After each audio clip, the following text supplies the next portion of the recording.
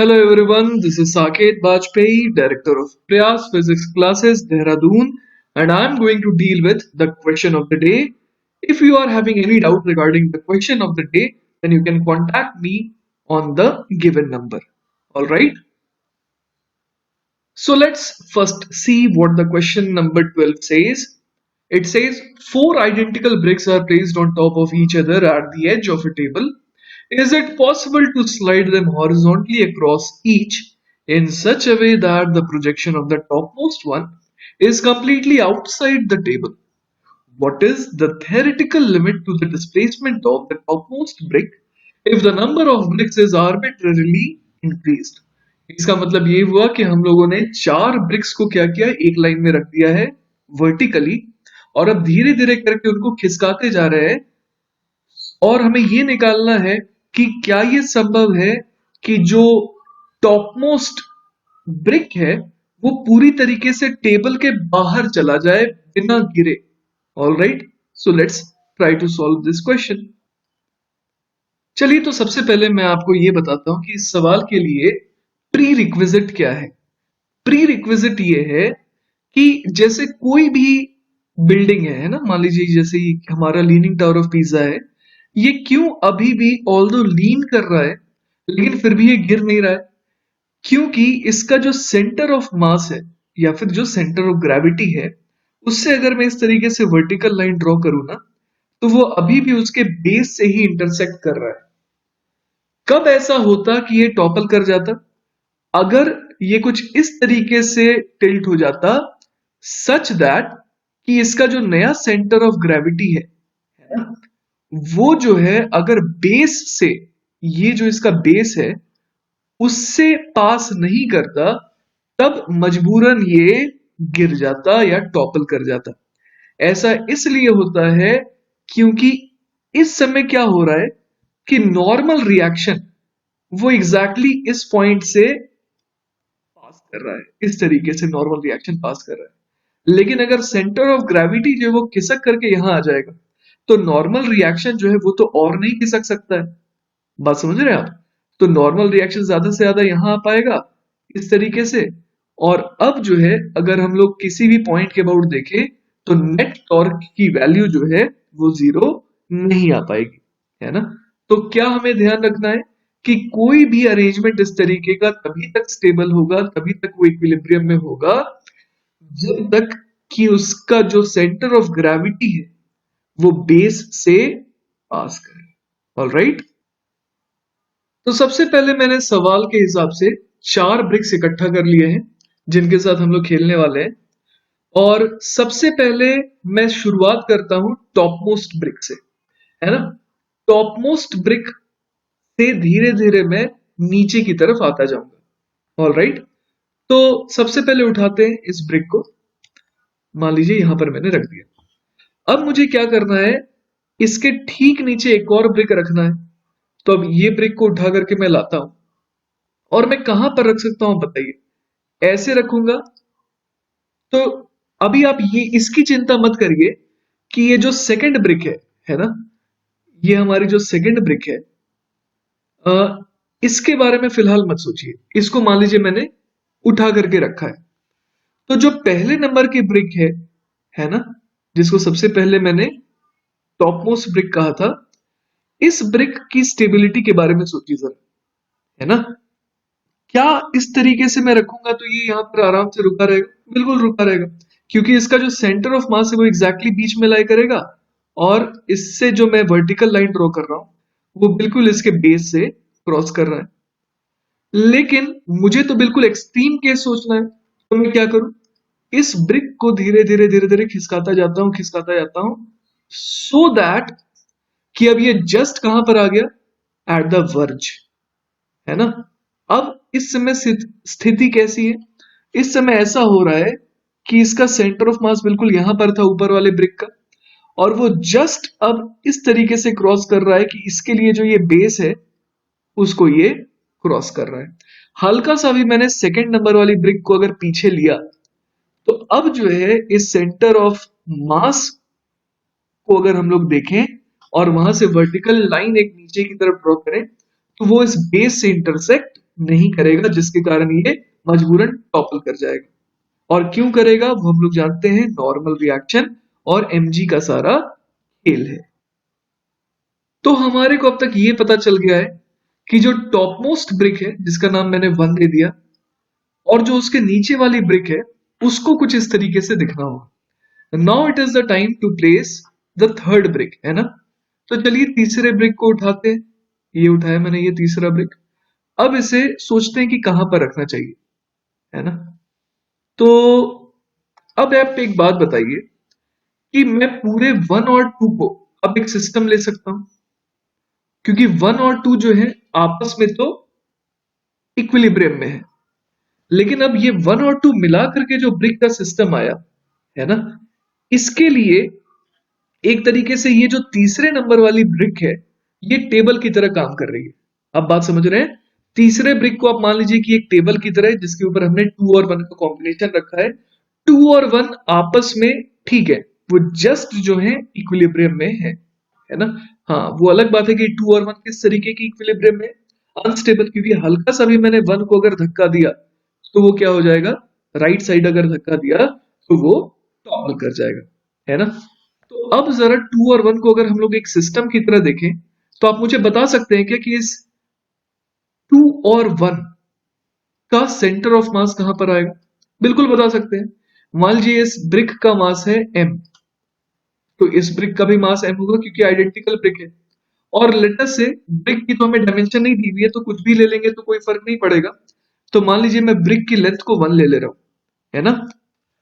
अब आप मुझे ये बताइए कि अगर इस ब्रिक की लेंथ 1 है, इस ब्रिक की लेंथ 1 है, तो ये जो दूरी आ गई, ये वाली दूरी यहां से लेकर के यहां वाली, ये कितनी हो गई। बिल्कुल सही कहा आपने, हाफ मीटर हो गई। अगर ये 1 मीटर है तो ये हाफ मीटर हो जाएगा। तो हमारे को ऐसा दिख रहा है कि एक m यहां पर है और इस m को मैं यहां पर दिखा सकता हूं। तो अगला m यहां पर होगा और इन दोनों का सेंटर ऑफ मास कहां पर आ जाएगा, बिल्कुल बीचों बीच। तो सेंटर ऑफ मास में मास की वैल्यू हो जाएगी 2m, और वो लाई कहां करेगा, इन दोनों मासेस के बीचों बीच। मतलब कि हमारा जो नया सेंटर ऑफ मास है 1 और 2 का मिला करके वो कुछ यहां पर आ रहा है। और यहां पर हम लोग मान सकते हैं अपने 2m को। 1 और 2 को भूल जाइए और ऐसा सोचिए कि जस्ट यहां पर कौन आ गया है, 2m आ गया है।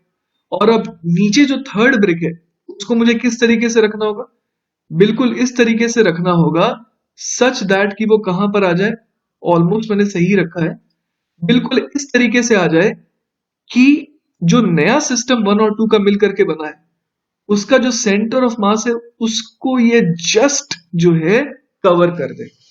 बात समझ में आ रही है आपको। 1 और 2 तो आपस में पहले ही खुश थे। अब 1 और 2 का कॉम्बिनेशन 3 के साथ भी जस्ट खुश है, क्योंकि इस 1 और 2 के कॉम्बिनेशन के नीचे 3 जो है, जो कि एक टेबल की तरह काम कर रहा है, वो सेंटर ऑफ ग्रेविटी जो है उस थर्ड ब्रिक जिसको मैंने टेबल कहा उसे पास कर रहा है ना। अगर 3 को मैं और आगे रखूंगा तब तो बहुत खुश हो जाएगा सिस्टम, लेकिन मुझे बात करनी है बिल्कुल वर्ज की। ऑलराइट, तो अभी तक के हिसाब से हमने क्या देखा कि ये 1, ब्रिक नंबर 1 जो है यहां पर है, उससे दूसरी ब्रिक का सेंटर कितने से खिसका हुआ है, वो खिसका हुआ था 1/2 से, है ना। तो यहां से यहां तक की दूरी थी 1/2। अब यहां से यहां तक की दूरी कितनी आ गई, आप देखिए यहां से यहां तक की दूरी आ गई, हम लोग वो निकाल सकते हैं, है ना। और वो हो जाएगा 1/4। 1/4 क्यों, क्योंकि m यहां पर है ना। 1 वाले का m जो है सेंटर वो यहां पर है, दूसरा m ये रहा, और ये दोनों के बीच की दूरी कितनी थी, हाफ मीटर। तो उनका सेंटर ऑफ मास कहां पर आ जाएगा, हाफ के भी हाफ पर मतलब 1/4। तो ये वाली जो दूरी आ गई ये आ गई 1/4 मीटर। तो इस समय हम लोग देख पा रहे हैं कि अगर इस तरीके से हम लोग इन तीनों ब्रिक्स को रखेंगे तो ये तीनों ब्रिक्स जो है just at the verge of equilibrium रहेंगे। ऑलराइट, तो आई होप यहां तक कॉम्प्लिकेटेड नहीं हुआ है। अब हमें बात करनी है, आखिरी बात करनी है किसके लिए, आखिरी बात करनी है कि इस तीसरे ब्रिक को उठा करके कहां पर रखा जाए, है ना। मुझे नहीं पता कि कहां पर रखना चाहिए, तो मैं फिर उसी तरीके से आगे बढ़ूंगा जिस तरीके से अभी तक मैं बढ़ा था। क्या करेंगे हम लोग यहाँ पर? हम लोग यहाँ पर ये करने वाले हैं कि इन तीनों ब्रिक को इस बार हम लोग क्या मान लेंगे? अपना सिस्टम, है ना? तो चलिए आप इस नए डायग्राम को देखिए। इसमें मैंने सिंप्लिसिटी के लिए क्या कर दिया, इन दोनों मासेस, कौन से मासेस? पहला और दूसरा, फर्स्ट और टू के मासेस को क्यूमुलेटिवली मैंने 2m कह दिया, और उसकी लोकेशन हमने निकाली थी कि कहां पर होनी चाहिए, इस 1/4, यहां से 1/4 दूरी पर। तो उसको मैंने 2m से यहां पर दिखा दिया। अब जो हमारा तीसरा ब्रिक है उसका मास तो m होगा, और ये 1 और 2 का मिलाकर के मास, सेंटर ऑफ मास यहां पर आ रहा है। अब m और 2m का जो सेंटर ऑफ मास है वो कहां पर आएगा, जरा सोचिए। ये m है और ये 2m है। जैसा कि आप देख पा रहे हैं m और 2m के बीच की दूरी कितनी है? Half metre. अगर हाफ मीटर है इन दोनों के बीच की दूरी, और ये 2 है और ये 1 है, तो आप ये जानते होंगे कि सिस्टम अगर दो पार्टिकल्स का हो, तो the centre of mass divides the line joining the two masses in the inverse ratio of their masses। मतलब कि ये जो 1/2 मीटर लेंथ है, ये दो पार्ट में डिवाइड होगा इन द रेशियो 1:2, है ना? तो ऑब्वियस है कि ये जो 2m है उसके पास सेंटर ऑफ मास होगा, तो सेंटर ऑफ मास कहीं यहां पर होगा, और 1/2 को हमें 3 हिस्सों में डिवाइड करना है, और उसमें से 1/3 हिस्सा ये हो जाएगा। तो 1/3 हिस्सा किसका? इस पूरी की पूरी लेंथ का, दैट इज 1/2। ये कितना हो जाएगा? ये हो जाएगा 1/6 मीटर। तो हमारी ये वाली जो दूरी आ जाएगी वो आ जाएगी 1/6 मीटर, है ना? तो कुछ इस तरीके से हमें चौथे ब्रिक को रखना होगा, सच दैट कि चौथे और तीसरे ब्रिक में कितने की स्लाइडिंग है? 1/6 मीटर की। ऑल राइट, तो ये तो चार ब्रिक की आपस में प्लेसिंग आ गई। अब एक फाइनल काम हमें और करना है, वो है कि अब ये देखना है कि जो नीचे टेबल है वो एग्जैक्टली कहां तक होना चाहिए, है ना? तो अब टेबल के लिए तो ये पूरा का पूरा एक लीनिंग टावर ऑफ पिज्जा जैसा दिख रहा है ना? तो ये जो लीनिंग टावर ऑफ पिज्जा हमारे लिए बना है, इस पूरे का सेंटर ऑफ मास हमें ढूंढना होगा कि कहां पर आएगा, है ना? तो जैसे हम अब ये मान सकते हैं, जैसा पिछले 3 बार कर चुके हैं, इस बार फिर से करेंगे। यहां पर मान लेते हैं कि हमारा 3m मास है, मतलब इस बार मैंने 1, 2 और 3 तीनों को ही इकट्ठे यहां पर मान लिया। 3m यहां पर है और m यहां पर है। तो अब आप मुझे बताइए कि क्या करना होगा।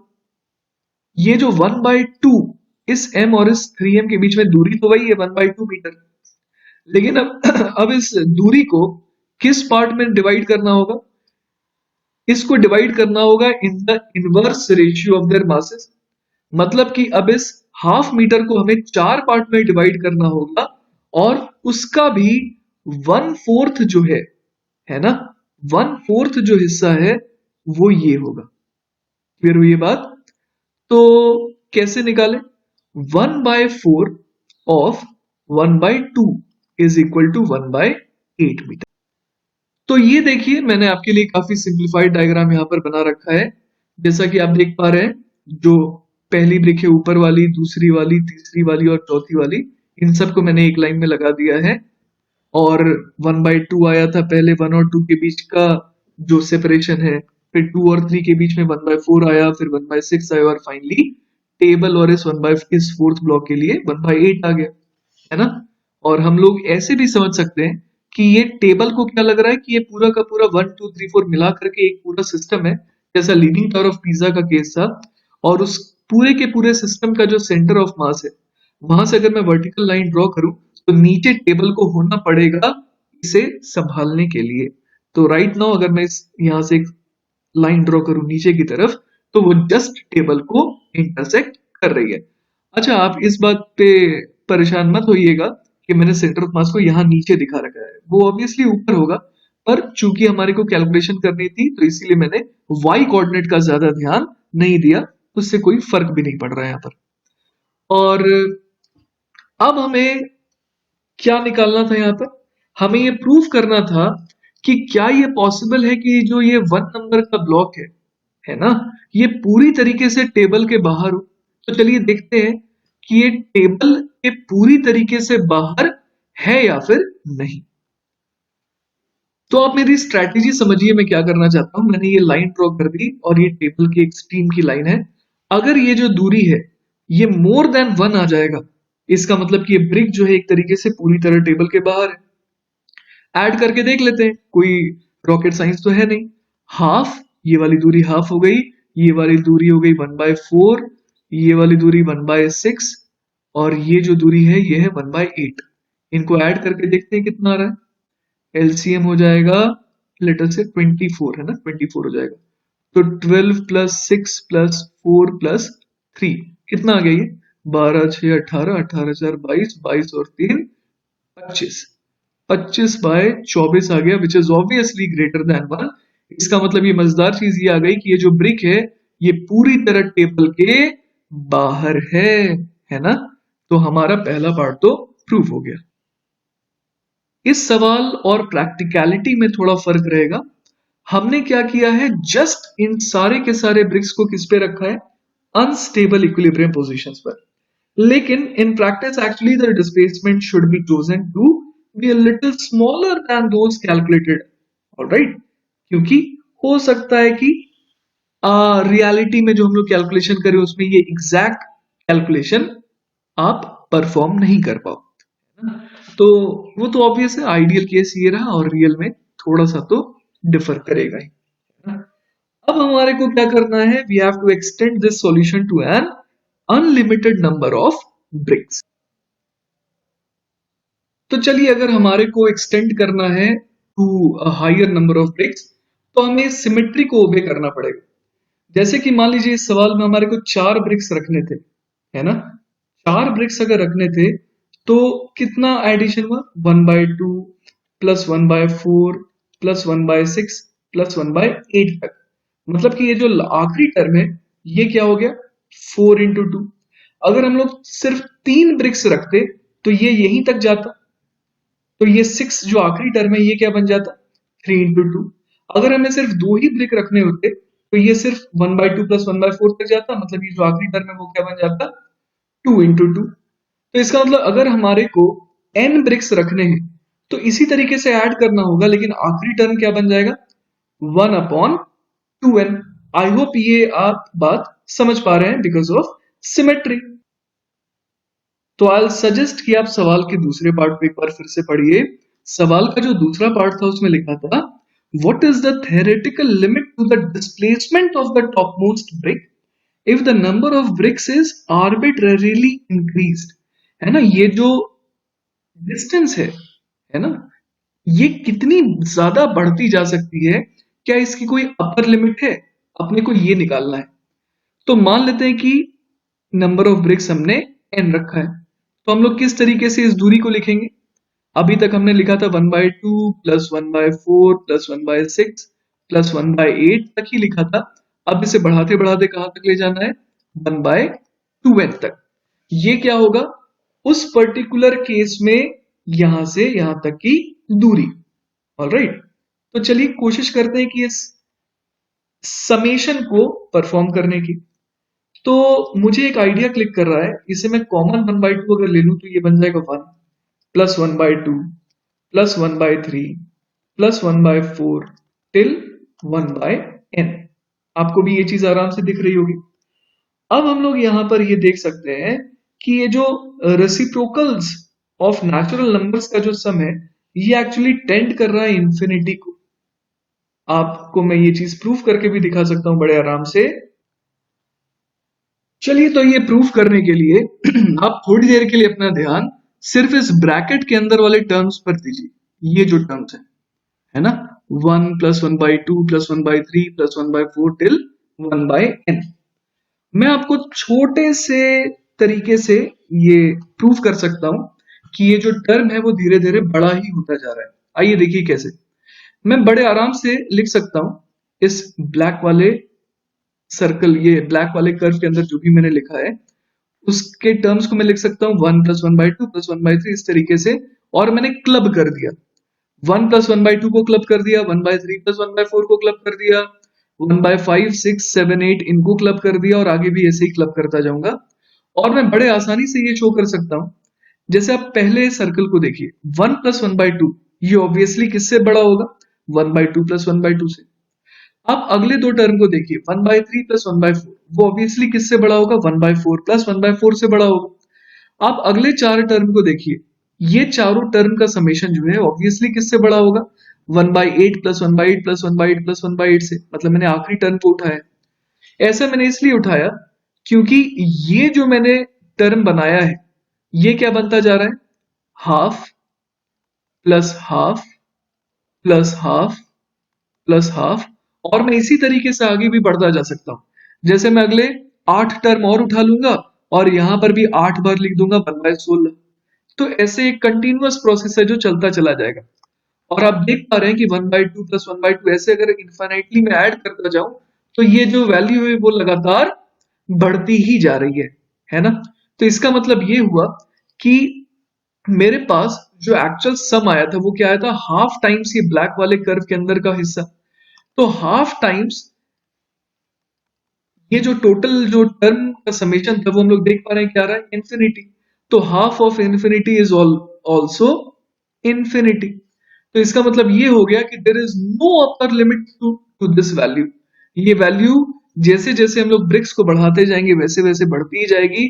और इन द एंड क्या होता जाएगा? अगर n की संख्या इंफिनिटी होती जाएगी तो ये भी वैल्यू जो है वो इंफिनिटी को टेंड करती ही जाएगी। So our second and the final answer is there is no upper limit. All right. So the answer to both the parts have been given to you and we hope कि आपको ये सवाल आसानी से समझ में आया होगा। फिर भी अगर ना समझ में आया हो then you have my contact number which I gave in the beginning. You can contact me and ask me regarding your doubts. All right. So see you tomorrow. Tomorrow we'll be dealing with the next question of the day, which is question number 13. Till then, goodbye.